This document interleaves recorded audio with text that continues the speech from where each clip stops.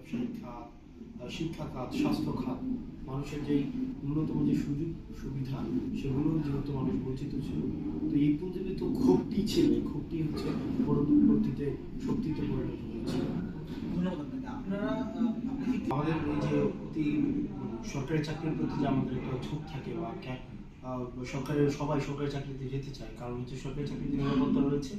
সরকারি চাকরিতে মানুষ এটা নিশ্চিত থাকে যে তার চাকরিতে যখন যাবে সে চাকরি থেকে ঢোকাটা যত সহজ, কঠিন, চাকরি থেকে বের হওয়া তত কঠিন, যে মালিক পক্ষ চাইলে তাকে বের করে দিতে পারে না। অন্যদিকে আমাদের বাংলাদেশে যেটা প্রাইভেটাইজেশন সেক্টরটা কিন্তু সে অনুযায়ী হচ্ছে গ্রহণযোগ্য মাত্রায় যেতে পারে না এখনো পর্যন্ত।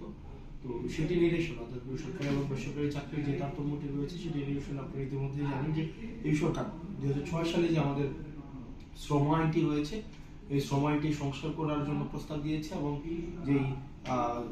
যে বেসরকারি চাকরিতে যে অনিরাপত্তা রয়েছে সেই অনিরাপত্তাগুলো মিটিগেট করার জন্য ইতিমধ্যে ব্যবস্থা নিয়েছে। এই 6 মাস খুবই কম একটা সময়, এবং আমরা এই 6 মাসে যদি আপনি দেখেন এই যে গভর্নমেন্ট বেশিরভাগ ক্ষেত্রে কিন্তু এই যে বিভিন্ন আন্দোলন, বিভিন্ন যে ক্রাইসিস ম্যানেজমেন্টের মধ্যে দিয়ে তাকে যেতে হচ্ছে। তবে আমরা প্রত্যাশা রাখছি খুব শীঘ্রই সরকারি এবং বেসরকারি চাকরির মধ্যে যে আনুপাতিক যে ব্যবধানটি রয়েছে সেই ব্যবধানটি কমে এসে আমরা আমাদের এই তরুণ প্রজন্মকে আমরা বেসরকারি এবং সরকারি দুই চাকরিতেই আমরা সমানভাবে হচ্ছে নিরাপত্তা নিশ্চিত করার মধ্য দিয়ে যেন দুইটি চাকরির প্রতি আগ্রহ সৃষ্টি হয়, সেই জন্য প্রণোদনামূলক ব্যবস্থা সরকারের জায়গা থেকে নিশ্চয়ই। ধন্যবাদ। আপনি ঠিক যেমনটি বলছেন যে এই সরকারের 6 মাস অতিবাহিত হয়েছে কম সময়, কিন্তু আসলে এটি তো একটি বিশেষ সরকার, এটি ছাত্র জনতার রক্তের উপর প্রতিষ্ঠিত একটি বিশেষ সরকার, এবং এই সরকারের কাজ তো আসলে সামগ্রিক না, একটি বিশেষ উদ্দেশ্য নিয়ে কাজ করছে। সরকারের কোনোভাবে দুর্বলতা না, বরং সরকার যে সক্ষমতার পরিচয় দিয়েছে বাক স্বাধীনতার ক্ষেত্রে এবং যে প্রোটেস্ট করার স্বাধীনতার ক্ষেত্রে, সরকার চাইলেই পারতো একটা আদেশ জারি করে যে আগামী 1 মাস বা 2 মাস পর্যন্ত আন্দোলন হবে না, কিন্তু সরকার কিন্তু সেই জায়গাটিতে যায়নি। আন্দোলন যত অযৌক্তিক হোক, আন্দোলন যে পর্যায়ে থাকুক না কেন, সরকার কিন্তু তাকে কথা বলার সুযোগ দিয়েছে। সরকার আগের মতো যে নিপীড়নমূলক জায়গায় সেই জায়গায় যায়নি, বরং সরকার আমার কাছে মনে হয় এটা হচ্ছে একটা উদাহরণ সৃষ্টি করেছে। যারা পরবর্তী নির্বাচিত সরকার আসবে, এই নির্বাচিত সরকার কিন্তু এই প্রেসিডেন্সটিকে মাথায় নিয়ে কাজ করতে হবে, কারণ এত ক্রাইসিসের মধ্যেও দেখেন আপনি কোনো আন্দোলন কিন্তু দমনের জন্য কোনো ধরনের নিবর্তনমূলক আইনের ব্যবহার করা হয়নি।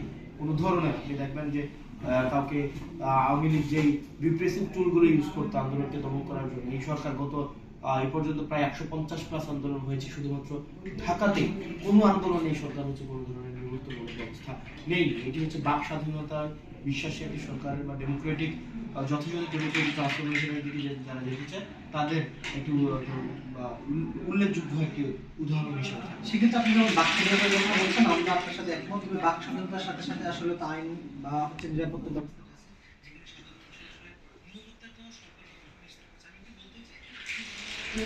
ভারতীয় গণমাধ্যম থেকে শুরু করে নানা মহলে মহল যারা চাচ্ছে এইসব ব্যর্থ করতে, এবং ভারতের মিডিয়া থেকে প্রচার করা হচ্ছে এটি কিন্তু স্বাধীনতার অভ্যুত্থান না, এটি এক ধরনের ইসলামী অভ্যুত্থান। সেই জায়গা থেকে আমরা যদি দেখি বিগত 6 মাসে বাংলাদেশে প্রায় 40+ সরকারি যে তথ্য সেখান থেকে বলা হচ্ছে 40+ বিভিন্ন মাজার, বিভিন্ন ধরনের যে গান, এই ধরনের প্রোগ্রামগুলো, মাজার ভাঙা হচ্ছে, এই ধরনের প্রোগ্রামগুলো বন্ধ করা হচ্ছে। এবং সর্বশেষ আমরা